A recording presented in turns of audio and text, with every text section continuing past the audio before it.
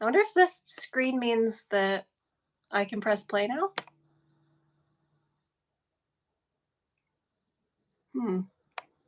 Well, your movie, the Water's Edge, should be playing. Is this an official countdown? Oh my gosh, it's counting down. Okay. If you're watching this feed right now, stop and go to the live feed that's actually streaming the movie. Thank you, Leanne, for that wonderful information, because it's true. Please don't watch the movie via this live stream. We're just hanging out, because the Q&A is going to be here afterwards. So we want to kind of give some live commentary as you guys are watching that. Who are you guys? I don't know. But yeah, please go watch the actual movie on my YouTube page if you haven't seen it. I feel like this is a very weird countdown. Yeah, I'm going to see if I can lower my screen any.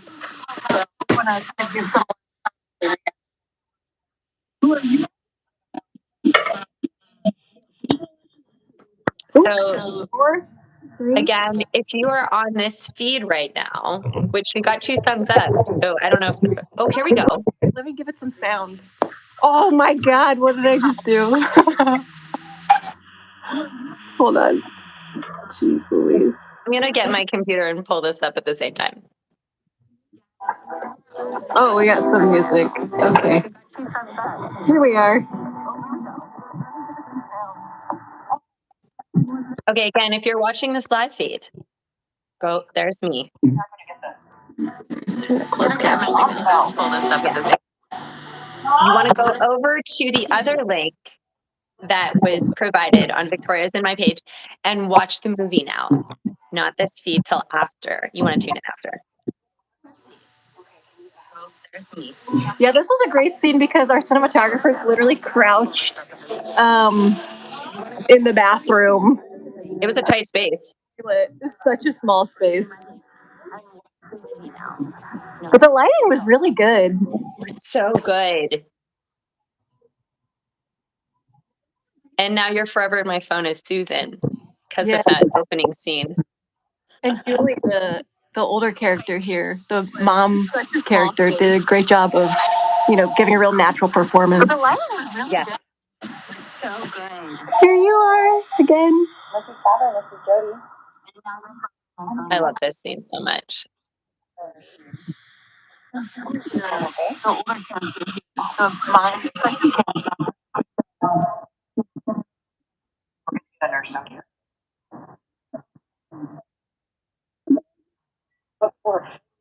Oh, Jody.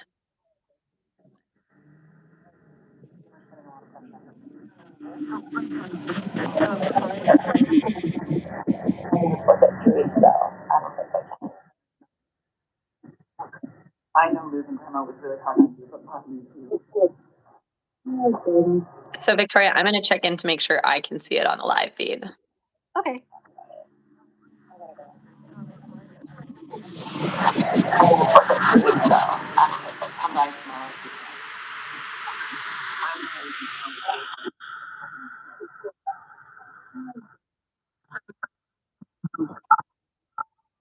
Yeah, it's playing. Great. This is where it's at on mine. That's fine. That's close to where we are now. Here we are. That was like Inception. Oh, gosh. Yeah, so I'm just thinking when it finishes, people are going to come over to the live feed. Your seatbelt actually gets stuck real here. It's like a fun movie trivia. That was a legit thing that happened. But I liked the take. I thought it was honestly the best, most raw version of the performance there. So it was a great choice. And this is Eagle Marsh in Fort Wayne. All this movie was shot in Fort Wayne, Indiana. Yeah. Shout out to the Summit City. Oh, Juliet is watching it right now. Oh, no, that was months ago. Oh, right, because you just premiered it. It was uploaded a while ago. Gotcha. Yeah, there were some secret views before this. And this is Eagle Marsh screening. I really love the color grading on this. Yeah, Britton did an incredible job with that as well. Months ago. Oh, right, because you just premiered it. Like very highly saturated tones and. Oh, and then the live Q&A is right at the bottom of the. Britton did an incredible job with that as well. Yeah, is anyone in the chat yet, you think? The film is almost over. Okay. So you might want to flip it back to your screen. Okay. Oh, and then the live Q&A is right at the bottom of the. Okay, I'm going to turn it on me now. There I am. Leanne and I are both wearing green.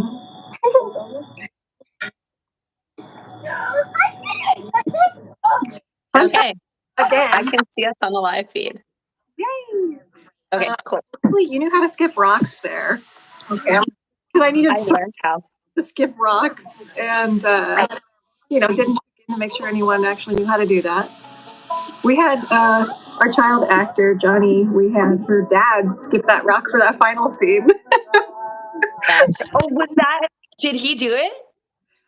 Actually, I wonder if that one, because I skipped a few rocks too. So I don't know who gets the rock skipping credit at the end. I feel like it might be me. But Nice. Hey, Victoria, mute your volume on your other device. Cappy. And then I think the film is officially over. Is it on yours? Yeah, the credits are rolling. Yay. Good. Okay. Yeah, we can just chat, about the process of making the film, and there's a card there if anyone's watching the I'm movie. still hearing some feedback, and I don't know if it's on your end or my end. I think it's just the live stream. I don't know. I can hear an echo of you, but hopefully it's fine for everyone that's watching this. But if you just watched the film and you hopped over here to the live stream, hi, welcome. You're welcome. And this is the wonderfully talented Leanne Johnson. Plays Jody in The Water's Edge. Yeah. So as the credits were rolling, Victoria, you want to talk about how many people or who was involved in the actual production itself? Yeah.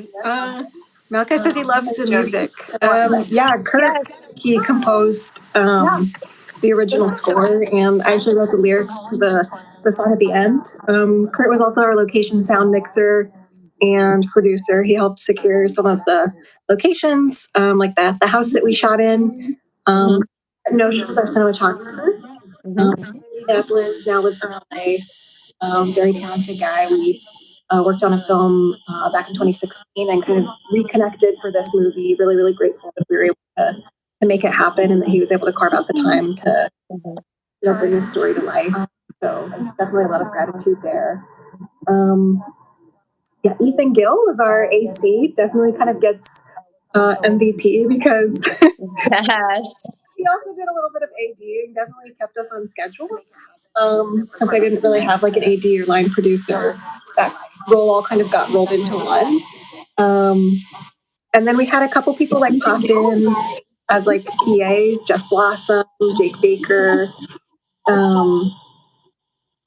I don't think I'm forgetting anyone crew wise. I mean, one of my best friends, Lauren Arnold, definitely helped in prep with uncovering, the truth of the script. It was a lot longer when I started writing it, and she just gave me a lot of good and script notes, and helped me dig into who the characters were because originally, it was written from Susan's perspective. The actress, played by Natalie Bacchimini. It was written from her perspective, and it was a lot longer. It was probably twice as long, and there was another character as well. It was just a lot bigger universe. Point, I was trying to break the story, and I realized that wasn't the way it needed to be. I think that it shows a lot more empathy this way because going through, it's not the reaction that people would look fondly upon. She's basically decides that no, she doesn't, want to go see her mom to change everything about like use her, and she doesn't want to see her in such a fragile, vulnerable state. Yeah. And she just doesn't have the emotional strength to make that visit. So yeah, I don't know. I just thought that really empathizing with Jodie and bringing the viewer into her perspective and kind of creating some compassion there for reaction to grief that maybe isn't talked about a whole lot would make it more Yeah. unusual story. Yeah, I don't know. Rather than from like the caregiver's perspective and someone who's like wondering, okay, why am I not feeling supported in this role, in this position? Kind of the person that has put up walls and feels more guarded and how that experience is going to affect them, kind of getting their shoes. Yeah. Yeah, and it was a personal story for you a little bit, right? And my understanding was the casting process was challenging, but it is a personal story for you, and so I felt like I was being invited into a emotional, intimate healing journey that I feel was what storytelling is about. Um, so do you want to talk about that a little bit? Like, if you feel comfortable doing that, what inspired the narrative for you and inspired you to make this your directorial debut? That's a big step. So, you want to have a story that you care about. So what was it about this one in particular? Yeah, definitely. If you feel comfortable doing that. So the story is inspired by real emotions that I experienced after my mom passed away and how that impacted my relationship with my sister. And so although everything that happens in the film is made up, all the plot points are random. Yeah. The emotions behind what happened is very real to me. And yeah, I started writing the script only a couple months after she passed away, but it took about another year from that point when I began writing to actually shoot it. The prep process was incredibly long. And I think some of that was because it's such an emotional story for me. And I wanted to get it right. I wanted to not only do her justice, but do my relationship with my sister justice, do myself justice. So I didn't want to rush the process at all. So yeah, that prep process was very healing, putting everything to paper. But also filming it was extremely cathartic. You and I shared that beautiful moment at the end of the day by the lake. I was kind of feeding you some of those lines from the other side of the script and just seeing you process what I had gone through was so powerful. Really, the script is about like saying goodbye to people that you love, and preparing yourself emotionally for that loss and grief, before it even truly happens. Just anticipating that loss in your life and kind of like trying to find a way to like thank that person for just existing and being such a strong part of who you are and your identity and everything that they gave you. Just the script comes from such a massive place of love. I think Yes. Yes. understand maybe if you from an outsider's perspective why Jodie wouldn't want to go say goodbye to because maybe they had a bad relationship or they had a falling out or something. That's like originally a gut reaction I think you would have if someone was like, yeah, I chose not to see her when she's in such a fragile position. But really, it's because I think as the flashback reveals, when she's a kid, that like they created so many beautiful memories together, and she just want to do anything to tarnish that version of her mom in her head. Um, it really comes from such a place of love. And Jodie revisiting that memory and being in that space where they created, that moment together was her way of like releasing those emotions. Yeah. So good. Yeah. And, I think what was really beautiful about the narrative that you scripted was it was open enough for a viewer to attach their own experience to that story. And also, it shows a moment of time. It doesn't necessarily give a definitive beginning and ending and closing. It's this real life glimpse into the process of grief. And I actually felt the length was perfect. And you have just enough, but you kind of want to know more, which made it stand out to me. The script when I read it, and so that was really a beautiful decision to make as a writer, which you also wrote. You wrote Yeah. and directed it. And yeah, so that was incredibly beautiful. And it's not even the whole thing. There was things that were cut out, and those choices were made, I believe you said, because you wanted the story to be even more intimate than what it was originally written. So even those moments were cut down. And how is that as a storyteller, when you see something on the page to the actual film, there's even decisions that it turns out even looking different than what you thought. Um, what was that process like, from going from filming to the edit, and being surprised even in the edit of like, oh, we couldn't use this scene the moment we talked about because there wasn't a transition shot. And that moment is still a value, but is that interesting for you to see it change from even that scripted portion to the actual finished film? And how do you manage that as a storyteller? Like, is that a good thing? Do you feel like it's nice to be surprised with what your end product is? And that moment is, I'll answer your question is still as a concisely value, as I but can because it looks like we have a few is that questions coming in. oh, yeah. Let's answer their questions and not mine, because I can talk with you any day. So if there's questions coming in, let's prioritize the people. Sure. Eric wants to know It's nice to be surprised what with your end prep product is. process, Leanne, was like, and if you like shooting with the Ari Alexa, which If obviously I liked shooting, maybe the Ari question's more for me. But yeah. if you just want to talk, Leanne, a little bit about your prep and how you got into the mindset of the character.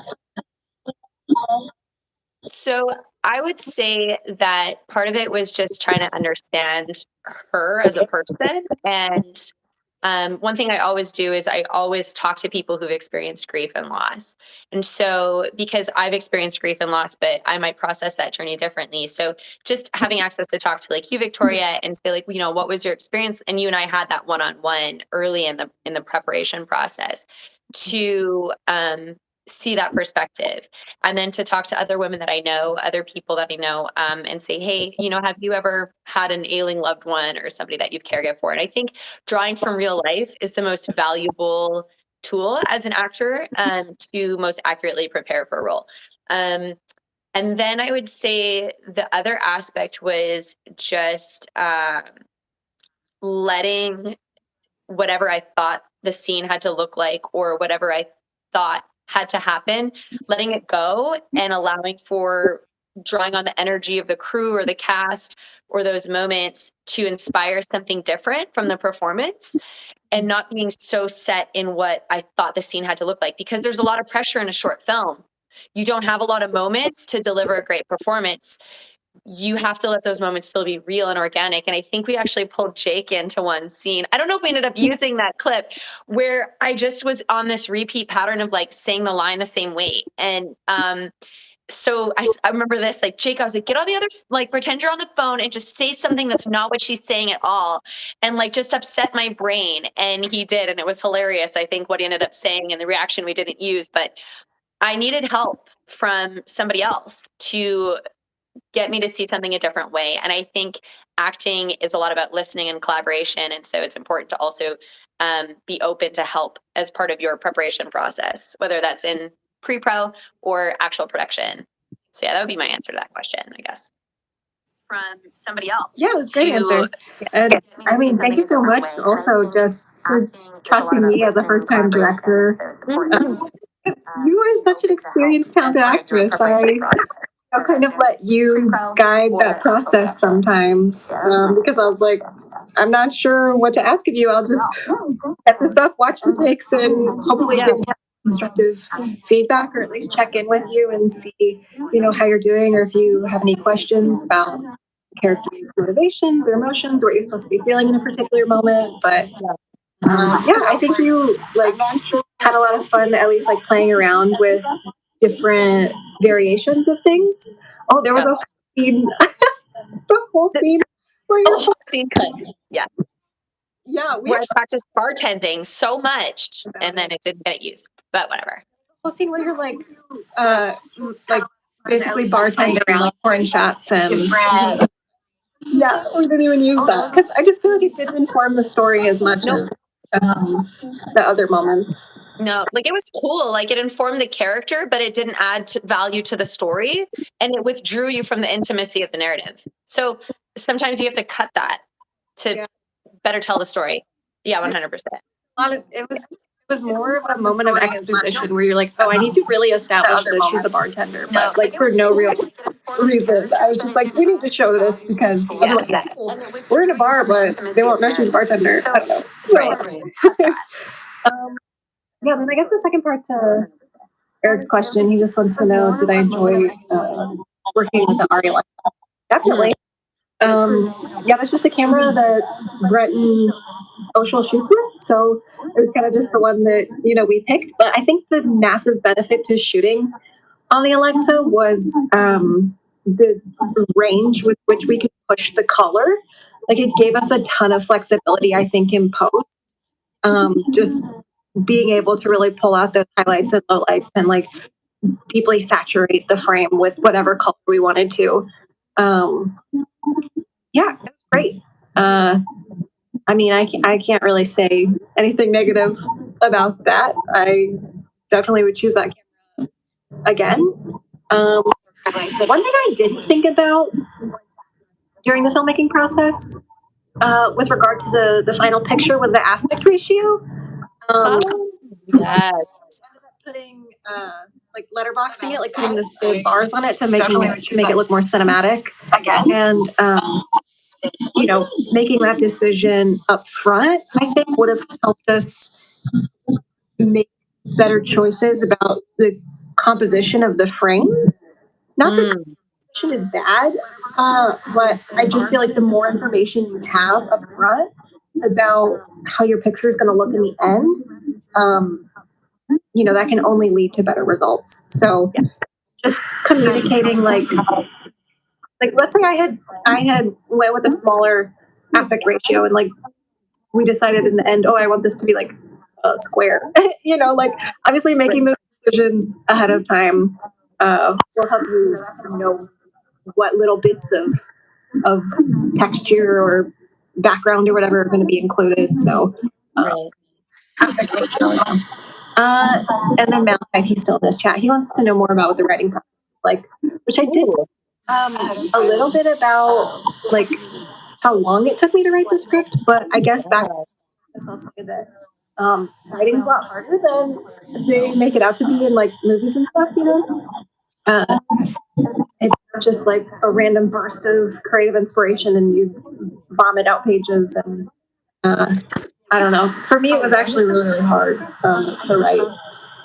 It was a lot of outlining, a lot of just coming up with different beats and then playing around with the order because I'm not really big into super linear storytelling. So for me, I tried to kind of play around with the timeline a little bit with the flashback and everything. Just thinking about how I could rearrange different pieces of the story to keep the viewers interested. For example, the beginning of the film obviously opens with Jodie listening to a voicemail, and then it kind of cuts to the events that happened that led up to that voicemail. So it's that second scene is kind of like a flashback, but it's more of a visualization of past events through it's like what Jody would be visualizing, like if she had to think about like, oh, mom fell, like she's thinking about her sister like rushing into the bathroom. You know, it's kind of like we're going into Jody's mind there. So it is a flashback, but so it happened like before the voicemail, obviously, because Yes. Yeah. I can't leave a message on a voicemail about something that hasn't happened yet. So just making little decisions with the outlining stage that Yeah. tweak like the story's chronological order. I feel like once I figured out where the beats needed to go, it helped me write it a little bit easier. But also just being flexible with my vision, I think, because originally I wanted to film this like at a beach, and like you were supposed to like get in the water. Yeah, it was so cold. Or like there was no beach. There was no. It was no. There was no going in and getting out. The script I feel like does have you like actually I remember there was like something about wading into the water. Yeah. So here's the thing.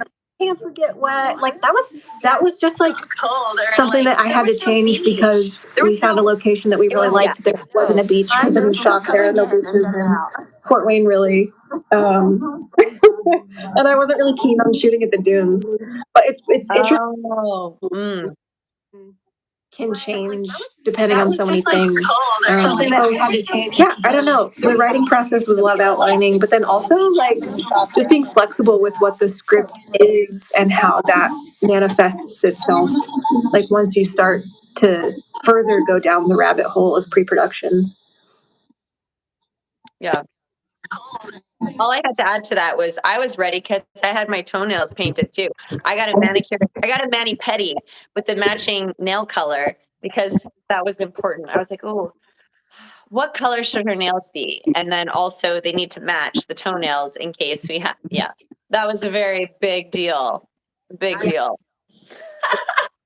Visual storytelling. We had the ring too. You wear a ring that's featured in the poster. Yeah. And also in several other shots. But it's funny because that was such like a last minute addition. Yeah. And I was just so like scatterbrained on the day that I didn't think to tell our cinematographer, like, hey, the wardrobe person, Angela, who I actually forgot to thank.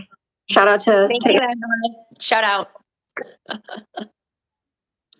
She'd come up with the idea, and I feel like I had like sort of thought of something. Like I knew that was something that I wanted to do was like bring the idea of like things being physical objects being like passed down through generations. Like I wanted to bring idea into the story, but I wasn't sure how. So when she was like, "Hey, she could wear this ring that used to belong to her mother," I was like, "That's brilliant." So we had you wear that yellow ring throughout the entire movie, and then we forgot to feature it in the. Morgan Spencer is wearing it. She's wearing it, but we never got a close up of her hand with the ring. But do you see her hand when she reaches? I don't think so.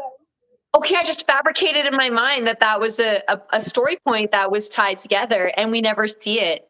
It's really never explained. I think we see her a lot in the wide, and we get a lot of close ups of Morgan. Like legitimate. Sure, beautiful those shots. Yeah. Oh, I thought you meant her. She is gorgeous. Oh yes, the shots and you, Morgan. Yes, all beautiful. Yeah, golden hour just made everything so beautiful.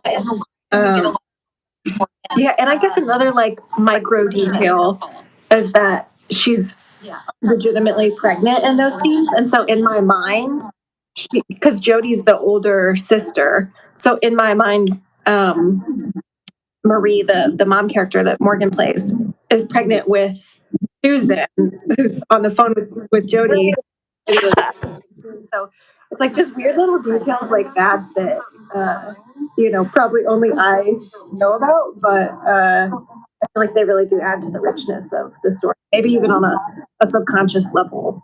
Those are details that you're observing on the phone. Yeah. Like this weird little details like that. I mean, other comments. I don't know if I have any other anything else to say, but it's been so wonderful just reminiscing on this whole project because it was such a fulfilling experience. And there are things that not many things, but a few things that, well, I don't know. I was going to say that I wish I would have done differently, but I really Yeah. the end product.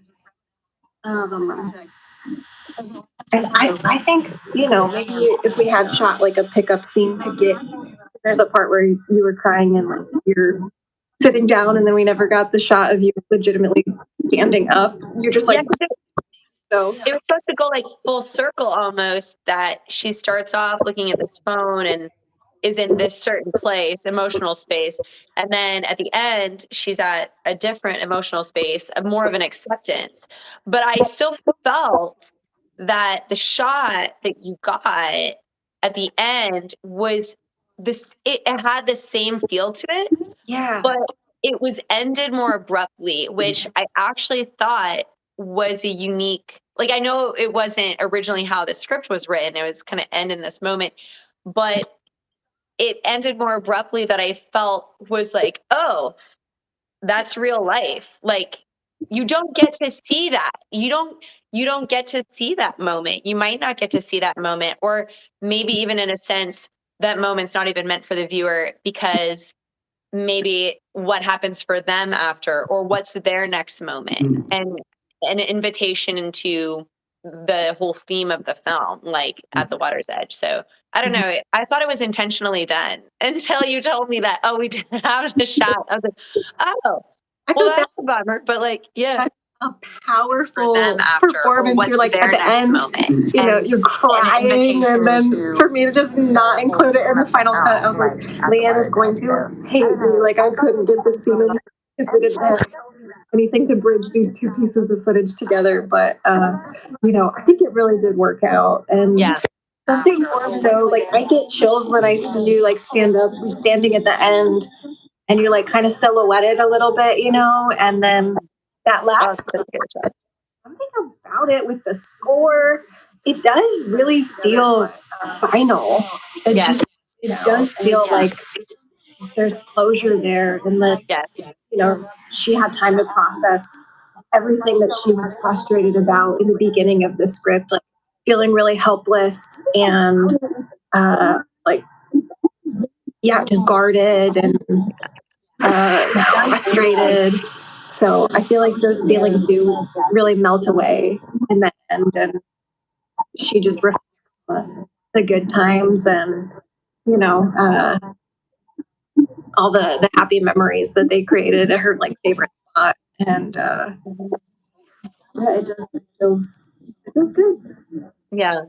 And this film premiered at Hobnobben last year, at the big, official premiere. So congratulations, Victoria.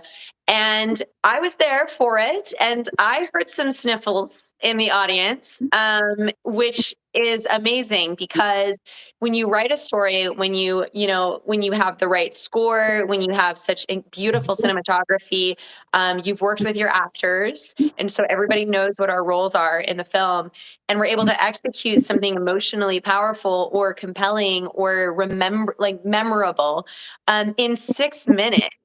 I mean, I'm just saying, like, for your directorial debut and for writing that, I think about multiplying that by, whatever it would be, 10 by 10 to make a 60-minute feature. I could only think about the quality and the writing and the power that would go into something like that, if that's in the future for you, because it's just, I mean, it would be Oscar worthy, I'm sure.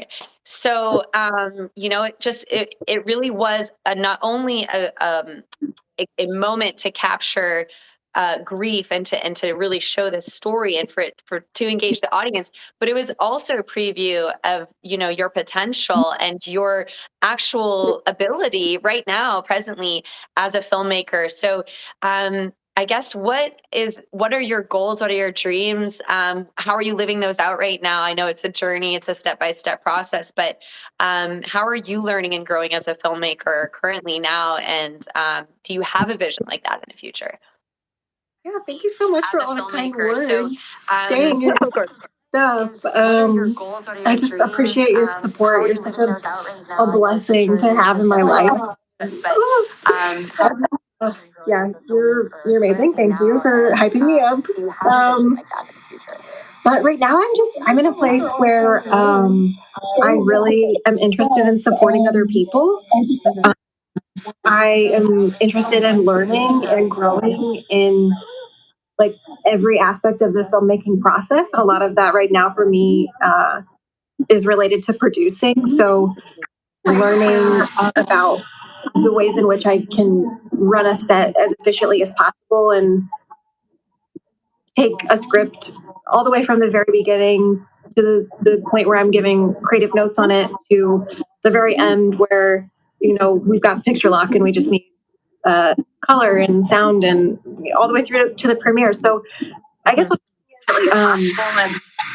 I just am continuing to learn every aspect of the process and like doing things that I've never done before, whether it's working with SAG actors or working on larger budgets or different locations, new equipment, involving more people than I ever have before.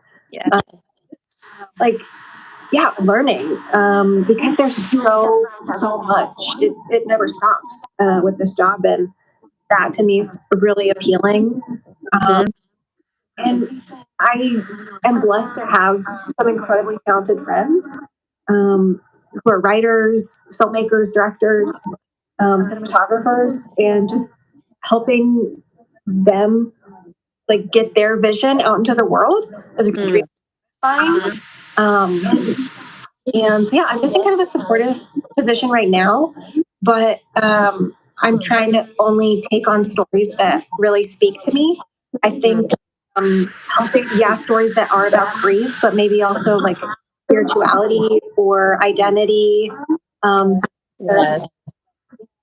family or womanhood. Those are really themes that I found myself drilling into this past year or 2 years. And I think that's going to be a continuing trend for 2023 and the years beyond.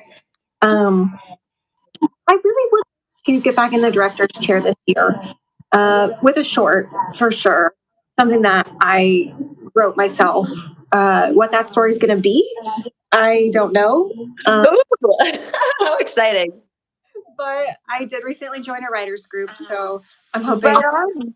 accountability and some support from talented female community that I can come up with something that I feel passionate enough about to put into this world. That's awesome. That is so awesome. So the story continues. The stepping stone. I mean, I'm going to get so many little things for the stone. We're throwing stones, but the stepping stone was really an explorative process for you in terms of different positions, and you're still evolving and growing as a filmmaker, and then putting yourself back into that creative ownership position where you're now guiding a whole writing of a new story. That's so exciting. So yeah, that's wonderful. I don't know if there's any more questions. I think you're seeing them and I'm not, but this Let me pop still over evolving and growing to as the actual movie because I'm looking at the live okay. Q&A. Let me pop over to the movie and see if anybody put anything in that chat. Yeah. And then while you're doing that, if anybody is watching, you can see it's now like The Water's Edge is on YouTube. It's on the YouTubes for good, right? Like you can watch it, you can go back and watch it. You can share that link with friends, right? It's on there. Yeah. I guess. Yeah.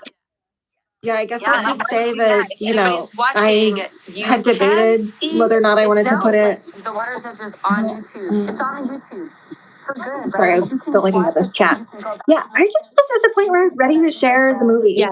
I think that not only because everyone involved, including you, worked so hard on this project, that I owe it to you guys, but also I think this story is something that people can relate to, and I think that they'll just legitimately enjoy it.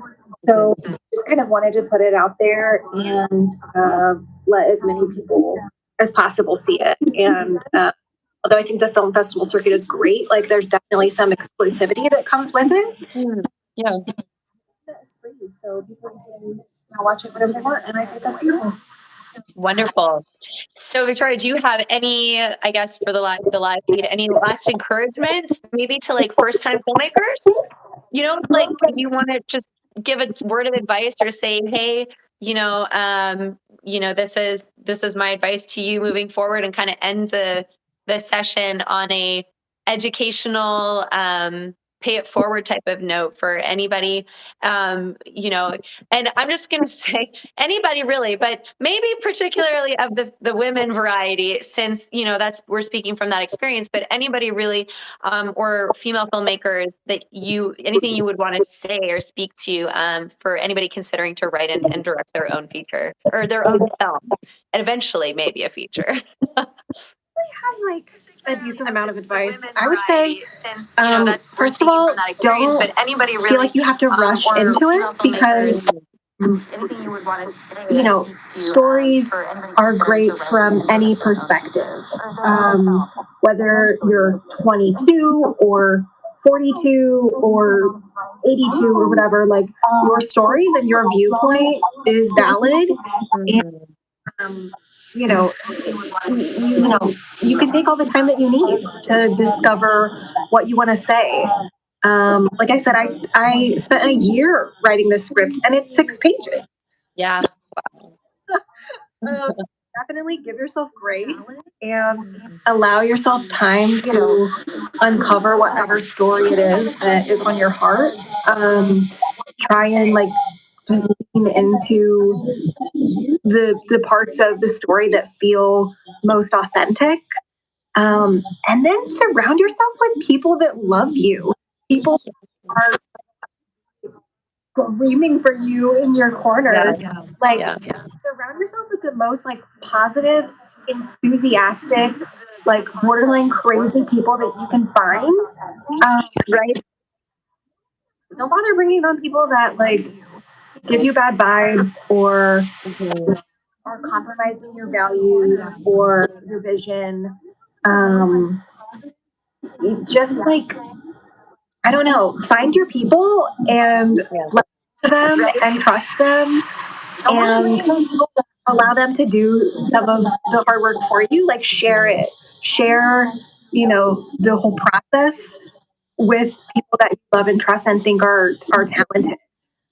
Because opening yourself up like that, especially as a writer, story comes from such a vulnerable place.